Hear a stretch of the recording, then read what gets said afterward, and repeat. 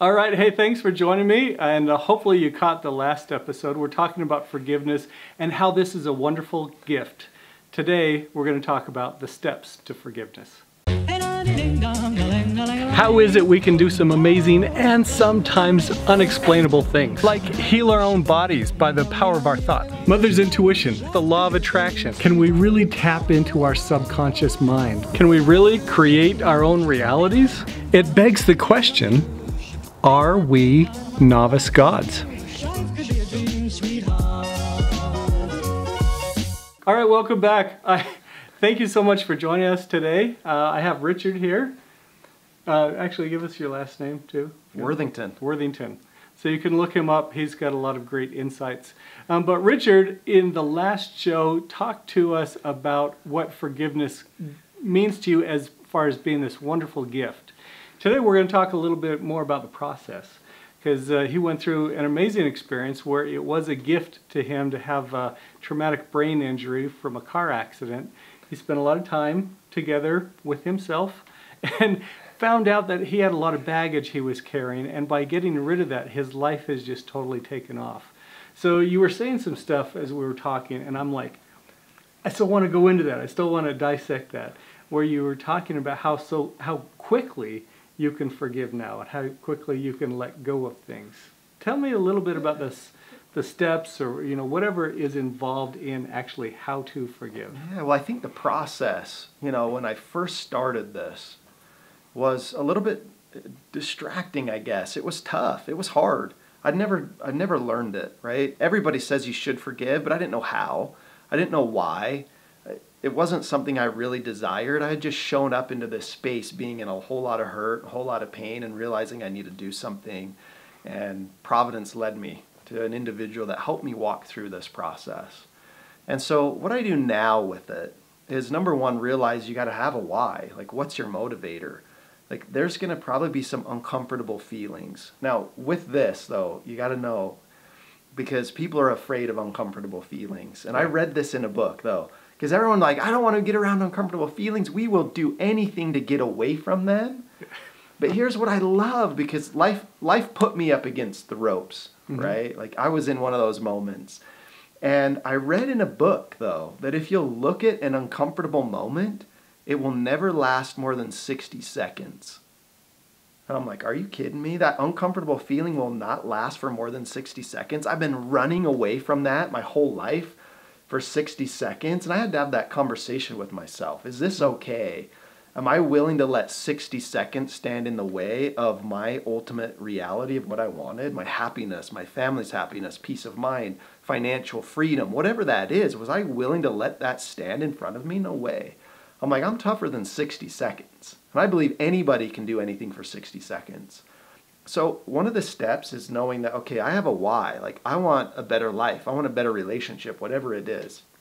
Because there's maybe going to be some uncomfortableness. Okay, let's be honest. There will be. Yeah. Okay? Yeah. And yeah, we'll do whatever we can to not be uncomfortable. Yeah, and we will. But to know that that uncomfortable piece is part of the gift. And to be able to look. So this is the first step. Can I look? And I believe this is what we're most afraid of, yet to look is where the treasure is, right? If you knew there was a treasure chest right there and all you had to do is open it up and see what's inside, most people won't. Because we're afraid of what may be in there. But guess what? It's 60 seconds of what may be in there. And most of the time, it's way better than you actually think it is. So the first step is looking. And what do you mean by looking? Well, where's my pain? Oh, okay. Or where's my discomfort? Right? Okay, I've got a relationship with somebody and there's some discomfort. I'm angry. I'm not happy with them. Is that mine or is it theirs? Well, most of the time, if I'm feeling it, there's something inside of me that I get to look at. It's a gift for me. Yeah. Because if not, it wouldn't even bother me. Right? Haven't you met those people that are maybe 2 or 3 of your friends are bothered by them and you're not? You're like, I don't see it. It's just not there. Why are you upset? Or you're on the other end going, man, that guy bothers me, and your friend's like, why? It doesn't bother me at all. Well, it's because there's an opportunity to look at something. And we don't. We just cover it up, and we want to run away. And this is why I believe we don't achieve really what we want in life. And it's a simple, easy process. I really believe it. It's an easy, simple process when you really do it. So number one, am I willing to look? I love that. Okay? Yeah. You'll see this example all over in your life. If you've become aware enough to go, wow, I felt something, what was that? So in business, there's a root cause analysis called the 5 whys, right? Oh, this is awesome. Which totally is tune into what he's saying. Which is an amazing business principle, right? Mm-hmm. And what it's designed to do is to get to the root cause of a business problem or an organization problem or a manufacturing problem, right? Yeah. Well, why can't we apply that to a personal problem, which controls your life, which is everything, right? If life isn't like awesome, you have control to do something about it. So if I'm willing to look, you can apply the 5 whys.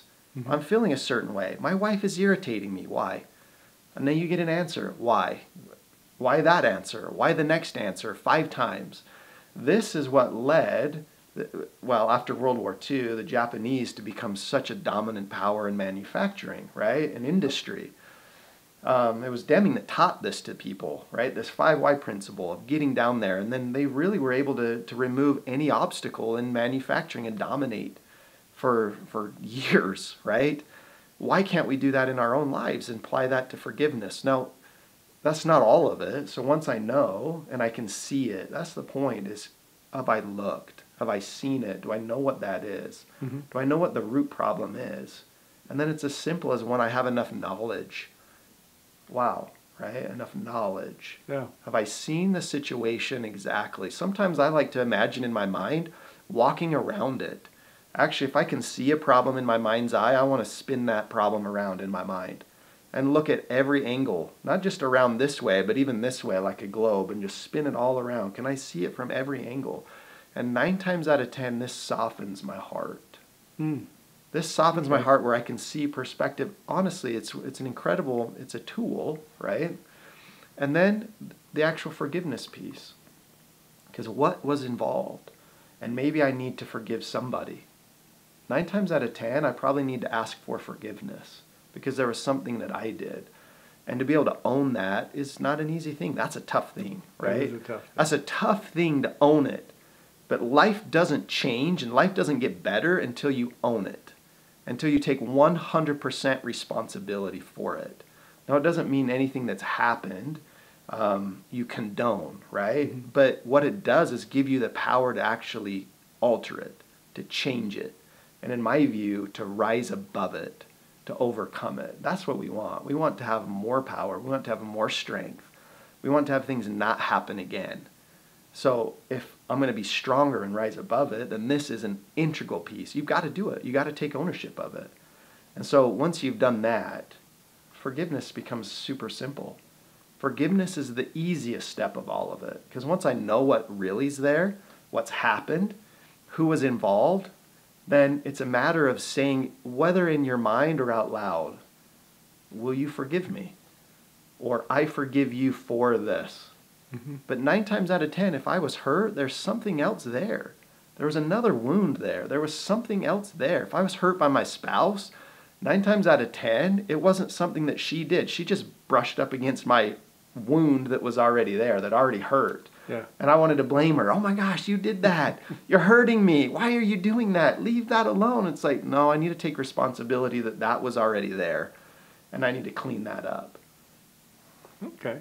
Now you talked about using forgiveness in personal development, and you talked about that you actually use forgiveness there. Can you explain that, what that means? Yeah, so, I mean, we talked about limiting beliefs, right? Yeah. And I had this incredible experience with, I would call it a teacher, my teacher. Mm-hmm. And I had actually just said, hey, you know, I'm not married, and there's this belief in my family. My dad got married late. My brother got married late.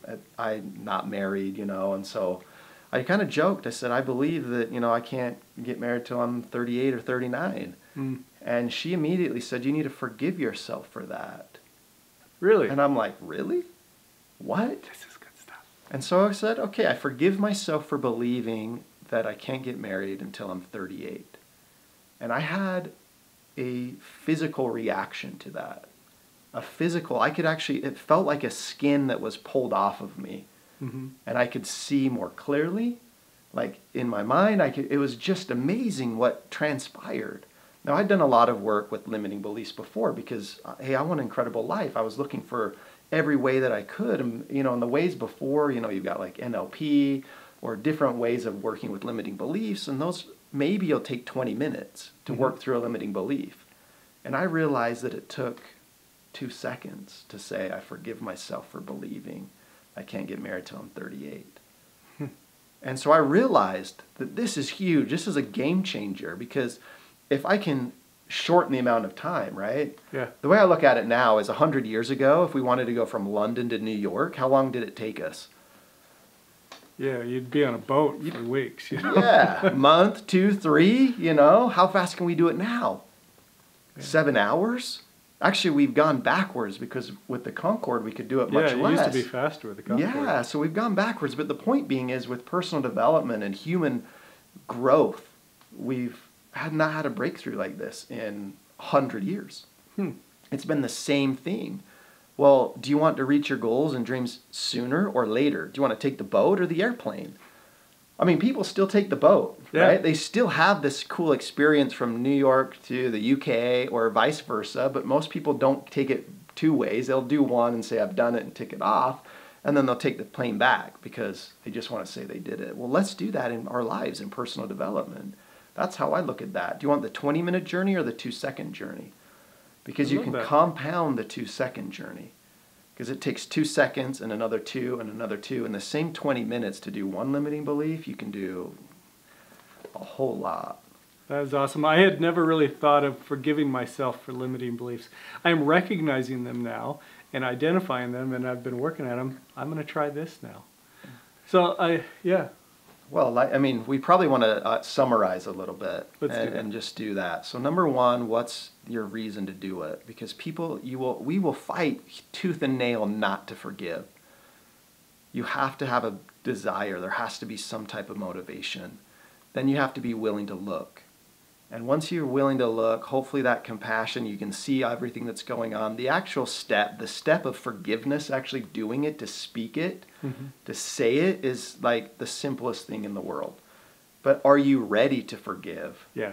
That's that piece. And sometimes I'll ask, can I forgive this? Because I haven't looked at it enough. And if I haven't seen it enough and I'm not ready to forgive it in my, in my soul, in my whole body, then it won't go. And I'll hold on to it. And I'll ask, am I ready to forgive this? And if not, I actually probably need to go look at something else and get some more awareness or some more knowledge around something of why I'm holding on to it still. But when I'm ready to, once I've done those steps, it goes. And this is what I meant before, right? Like when you're done, you will remember it no more. That is true. When you've gotten to that peace, it has faded and you don't even remember it. People will bring it up to you like, I don't even know what you're talking about. That's how you know you've forgiven, in my view. You don't even remember it. And that's powerful. That is what I really believe that for every single person here, because if you take that as a road analogy, you want to go fast on your road of life. And if you've got holes and potholes that you've filled in and you can actually still fill them if you drive over, it's not a fun road. Hey, you filled them in, cool, whatever.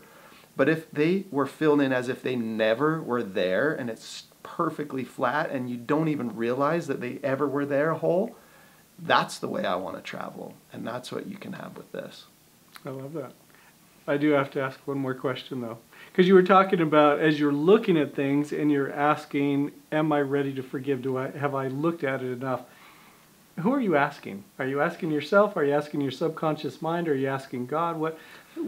Tell me a little bit about that conversation. I find it fascinating. Yeah, I think one of the things I will add to that is a question I ask, whether it's myself or God. I believe knowledge is everywhere around us. Mm-hmm. And that question is, do I need to know more? And what do I need to know? What more do I need to know about this? And I believe that in God, I believe God will give that to us if we ask, seek and ye shall find. I believe if we ask our subconscious, same thing, if we ask ourselves. So I think it's important to know where you're asking and to what source you're asking. And, whether if you don't believe in God or if you believe in a higher power, ask there. And you'll get an answer. And I always like to preface that as when I get knowledge, like, do I need to know more about this? Yeah. Because sometimes, the knowledge we get is an interesting fact that we probably need to look at some more. That's really cool. Well, I super hope this helps you. I hope it helps you, gives you the steps to forgiveness, things that you can do to make your life better. Again, this is not a should. We are not telling you to do anything. This is an opportunity. If you want this gift, embrace it. This is a way for you to get rid of all the baggage that's been holding you back. This is a way for you to get in alignment with yourself and God and the universe, and really be able to grow into your true best full self. So anyway, Richard, thank you so much for joining us on this, and I hope this helps answer any questions that you have, and if you have any last thing you want to say before we jump off. It's changed my life. Anybody can do it, and I know you can. Give it a try, and if not, try one more time. And you can do it in as little as 2 seconds. Pretty awesome stuff. Hey friends, want to get rid of stress, anxiety, and worry? Ready to use some of your inner creation powers? Visit scottwilhite.com and join me for a web class. If you do it soon, I'll give you a free planner.